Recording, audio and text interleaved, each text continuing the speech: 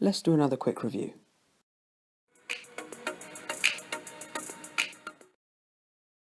What's up guys, welcome back to my second video.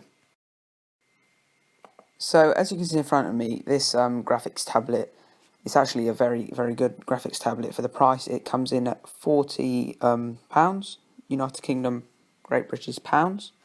So this pen has how many levels of sensitivity? 8,192 levels of sensitivity. So you can push gently and a thin line will come out, and you can push thicker and a thick line will come out. The dimensions are, oh no, that's too complicated for me. The active area is 8.35 inches by 5.33 inches. So it's like an A4 sheet basically that you can draw on. There are 4 shortcut keys, and it is compatible with Windows 7, 8 and 10, Mac OS X, 10.10 and higher, Android 6.0 and above. This does come with a couple of accessories, including a couple of extra nibs for the pen. So if it gets worn out, it will you can replace them. It comes with some adapters, so you can plug it into an Android phone.